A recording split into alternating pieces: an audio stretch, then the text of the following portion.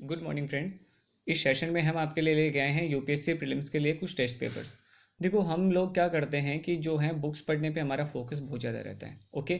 और सिलेबस के पीछे भागने की हम हमेशा कोशिश करते हैं कि मैं जो है मेरा सिलेबस 100% कवर कर लूँ। लेकिन हम इसी भागदौड़ में ये भूल जाते हैं कि हमें प्रैक्टिस टेस्ट पेपर की कितनी ज़्यादा ज़रूरत है। ठीक है। सबसे जो ज़्यादा मेन जो काम होता है प्रीलिम्स पास करने का, वो होता है टेस्ट पेपर सॉल्व कितने करते हैं। ओके। हम जो लोग ये वीडियोस देख रहे हैं उनमें से बहुत सारे लोग ऐसे होंगे जिन्होंने मोर देन 2 अटेम्प्ट भी दे रखे हैं। ठीक है। और उसके बावजूद उनका एक बार भी क्या हुआ, प्रीलिम्स क्लियर नहीं हुआ। और उनसे पूछा जाए तो कहेंगे कि स्टैटिक पोर्शन मेरा अच्छा था, ये थोड़ा सा अच्छा था, मैं पास में था लेकिन हो नहीं पाया। उसका एक रीज़न है कि उन्होंने टेस्ट पेपर्स जो है सॉल्व नहीं किए होंगे। ये सबसे बड़ा रीज़न है। जितनी ज़्यादा आप टेस्ट पेपर सॉल्व करोगे, जितने ज़्यादा टेस्ट पेपर सॉल्व करते हो, उतना ही ज़्यादा आपका कॉन्फिडेंस बेहतर होता जाता है। और प्रीलिम्स के लिए तो राइट अप्रोच यही है। टेस्ट पेपर क्यों नहीं देते, हम क्यों ऐसे कह देते हैं कि नो, टेस्ट पेपर को हम नो क्यों बोल देते हैं। एक तो ये कि हम ऐसे सोचते हैं कि पहले तो हमारा जो है सिलेबस वो 100% जो कंप्लीट हो जाएगा, उसके आगे मैं टेस्ट दूंगा।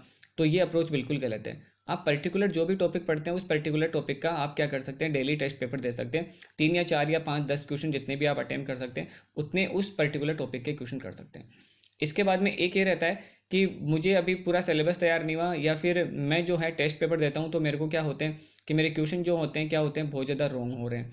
रॉन्ग होने से मेरे को क्या हो रहा है, मेरा कॉन्फिडेंस जो है वो डाउन चला जाता है। तो इसलिए मैं सिर्फ पढ़ने पे ध्यान दूंगा, टेस्ट पेपर्स नहीं दूंगा।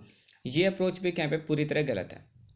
अगर आपके रॉन्ग होते हैं क्वेश्चन टेस्ट पेपर के टाइम पे या टेस्ट देते टाइम पे, अगर आपके क्वेश्चन जो हैं रॉन्ग होते हैं, तो यहाँ पे अच्छी बात यह है कि जब आप एग्ज़ाम देने जाएंगे तो उस दिन ये रॉन्ग नहीं होंगे, फिर ये क्या हो जाएंगे, उस दिन राइट हो जाएंगे। यहाँ पे आपने 3 क्वेश्चन पढ़े टेस्ट में, तीनों आपके रॉन्ग चले गए, लेकिन अब आपने ये क्वेश्चन पढ़ लिए हैं, तो अगर एग्जाम में इनमें से कोई क्वेश्चन रिपीट होएगा तो वो आपका क्या हो जाएगा, वहाँ पे राइट हो जाएगा। तो ये अप्रोच रखें आप। ठीक है। फर्स्ट तो आप ये दिमाग में से निकाल दें कि आपका 100% सिलेबस होएगा, तब आप क्या करेंगे, टेस्ट पेपर देंगे। ठीक है। ये नहीं करना है आपको पर्टिकुलर टॉपिक वाइज टेस्ट करना है। अब प्रॉब्लम ये आती है पर्टिकुलर टॉपिक वाइज टेस्ट कहाँ से दें। मैंने इसी प्रॉब्लम को सॉल्व किया है। यहाँ पे मैं क्या करूँगा, पर्टिकुलर टॉपिक वाइज आपके लिए टेस्ट लेके आऊँगा। ओके।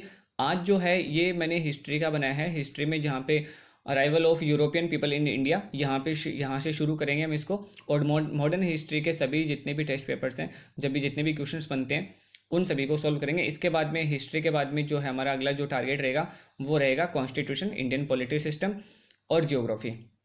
डेली आपको ये टेस्ट पेपर्स मिलते रहेंगे।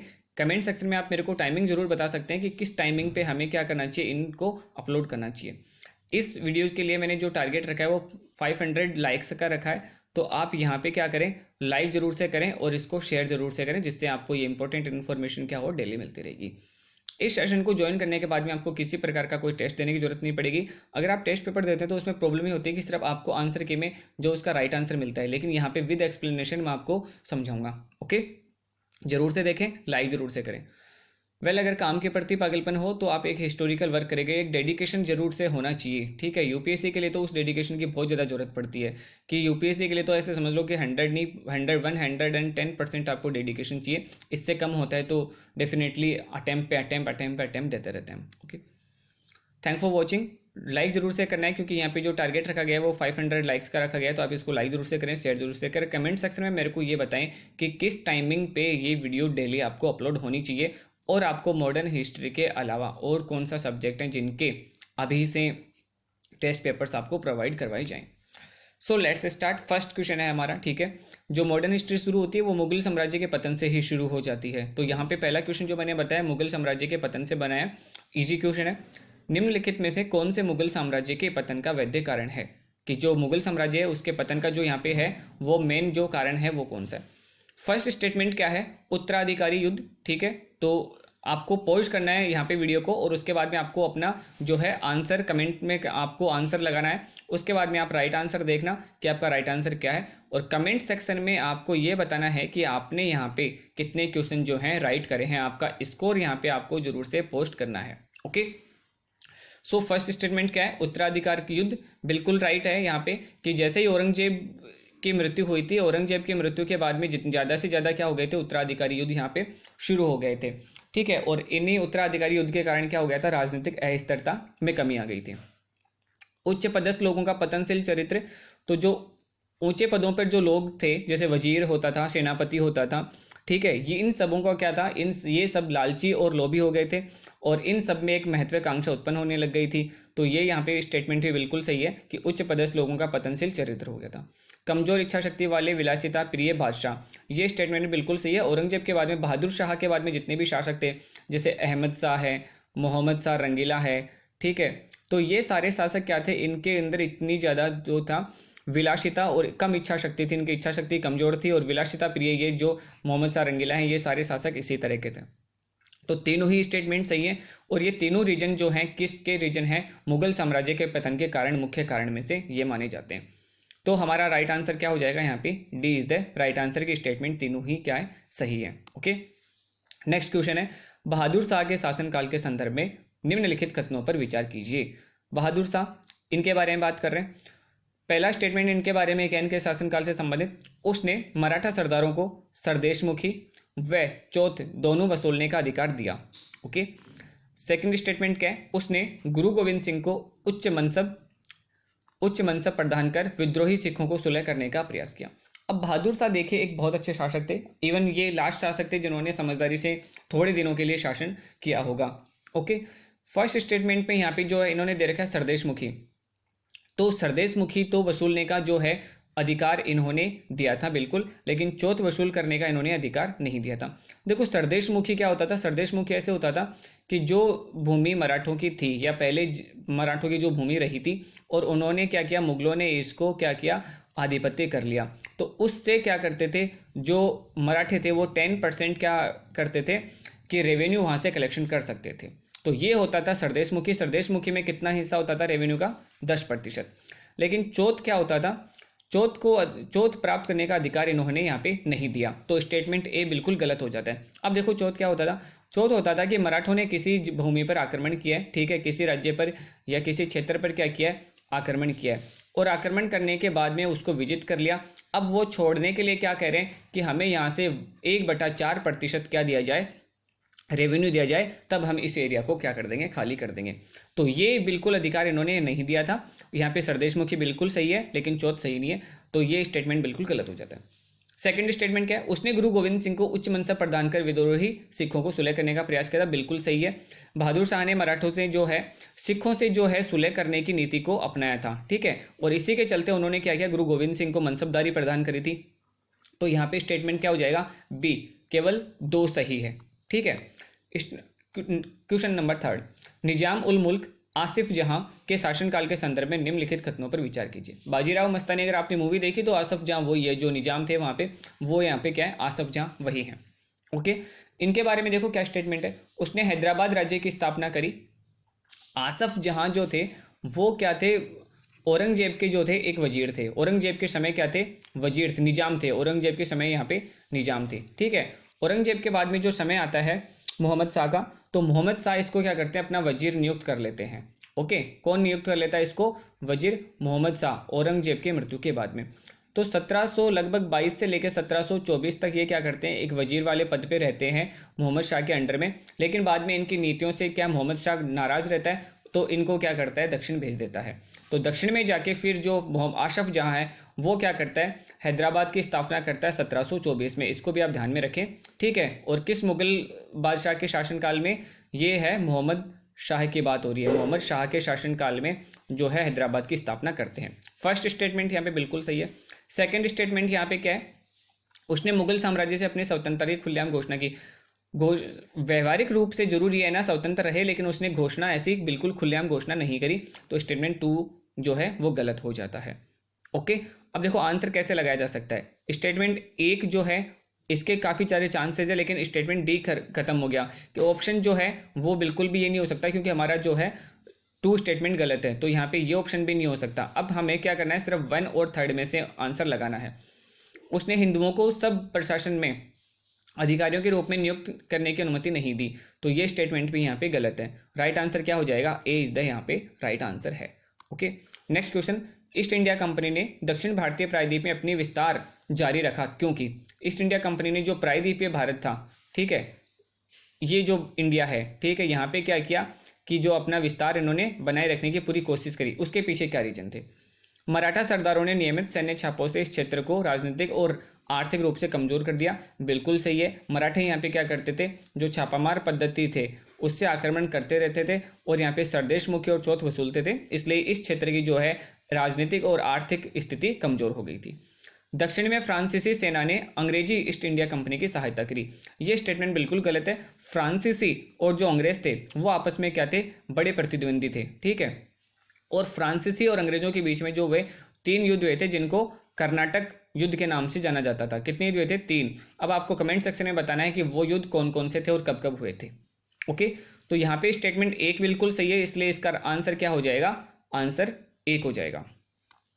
नेक्स्ट क्वेश्चन है यहाँ पे, भारत में ब्रिटिश युद्ध के संदर्भ में निम्नलिखित युग्म पर विचार कीजिए। निम्नलिखित युग्म पर विचार कीजिए। इस तरफ जो है आपको कुछ जो दे रखे हैं, युद्ध दे रखे हैं, और इस तरफ दे रखे हैं कि किसके विरुद्ध ये युद्ध हुए थे। यहाँ पे विरोधी कौन था ये दे रखा है। यहाँ पे वोडिवोश युद्ध किससे संबंधित था, अंग्रेजों से और फ्रांसीसियों से, बिल्कुल सही है। इसके बाद में बक्सर के सामने दे रखा है सिराजुद्दौला गलत है। यहाँ पे बक्सर के युद्ध में कौन था, अंग्रेजों के सामने यहाँ पे थे मीर कासिम। इसके बाद में श्रीरंगपट्टनम में हैदर अली गलत है।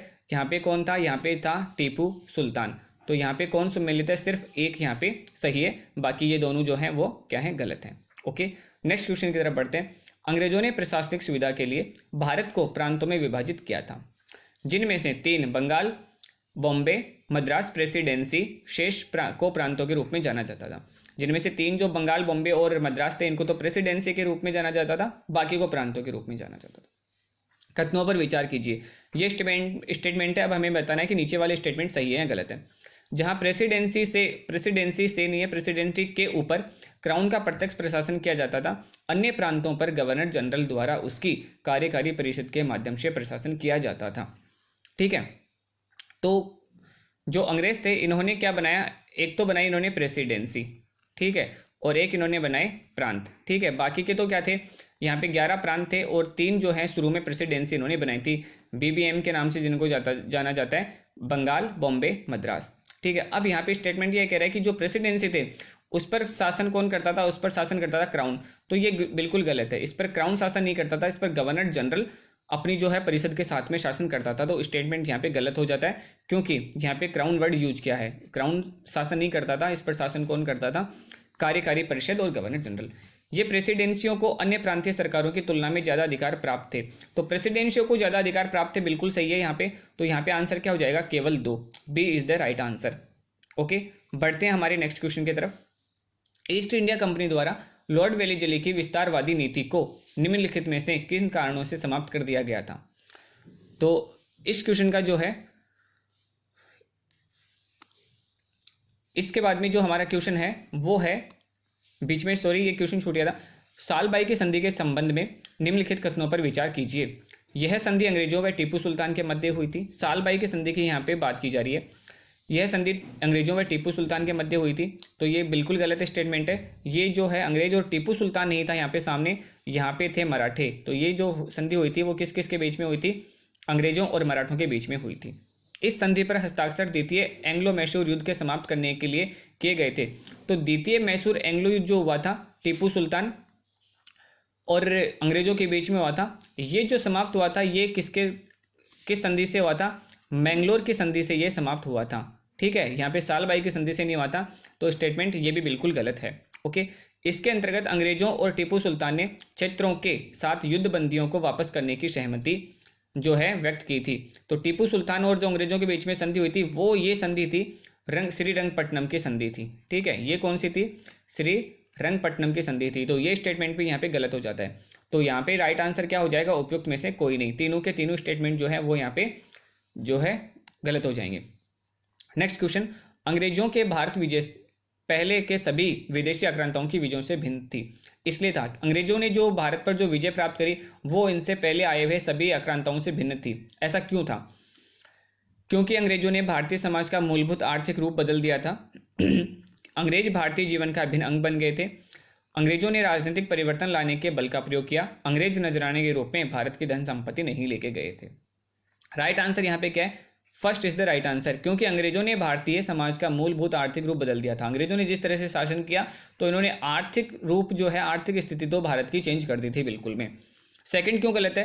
अंग्रेज भारतीय जीवन का अभिन्न अंग बन गए थे, ऐसा बिल्कुल नहीं था। अंग्रेजों को यहाँ पे शुरू से ऐसा था कि हम यहाँ पे शासन करने आए हैं, हम सिर्फ इंडिया को जो है लूटने आए हैं। अंग्रेजों ने राजनीतिक परिवर्तन लाने के लिए बल प्रयोग किया, ऐसा सभी ने किया, ऐसा सिर्फ अंग्रेजों ने नहीं किया, ऐसा तो फ्रांसीसियों ने भी किया था और सब डच लोगों ने भी ऐसा किया था। तो ये स्टेटमेंट भी गलत हो जाता है। अंग्रेज रंजरागी के रूप में भारत की धन संपत्ति नहीं लेके गए थे, ये तो सबसे ज्यादा लेके गए थे, तो इसलिए ये स्टेटमेंट भी क्या हो जाएगा यहाँ पे, गलत हो जाएगा। ओके, तो राइट आंसर क्या हो गया यहाँ पे, ए इज द राइट आंसर। ठीक है, ये क्वेश्चन हमने सॉल्व कर लिया। इसके बाद में हमारा लास्ट क्वेश्चन है, ईस्ट इंडिया कंपनी द्वारा लॉर्ड वेलेजली की विस्तारवादी नीति को निम्नलिखित में से किन कारणों से समाप्त कर दिया गया था? युद्ध के माध्यम से राज्य विस्तार अधिक खर्चीला था और इसे कंपनी का लाभ दिन भर दिन कम होता जा रहा था। स्टूडेंट बिल्कुल सही है यहाँ पे, क्योंकि युद्ध के माध्यम से जो विस्तार कर रहे थे उसके कारण खर्चीला था और जो है लाभ कम होता जा रहा था, इसके कारण इसको कैंसिल कर दिया। इसीलिए लॉर्ड वेलेजली बाद में क्या लेके आते हैं, सहायक संधि लेके आते हैं। सहायक संधि लॉर्ड वेलेजली लेके आए थे, ये आप ध्यान में रखें। सहायक संधि कौन लेके आया था, लॉर्ड वेलेजली लेके आए थे। कंपनी ने रियासतों को उनकी निष्ठा हेतु पुरस्कृत करने का निर्णय लिया था। ये स्टेटमेंट बिल्कुल सही है। ठीक है, तो यहाँ पे दोनों स्टेटमेंट बिल्कुल सही है। ओके, तो ये वीडियो जो है आपको टेस्ट प्रैक्टिस की रोज मिलती रहेगी। ठीक है, और प्रैक्टिस अपनी करते रहिए। Thank you, all the best.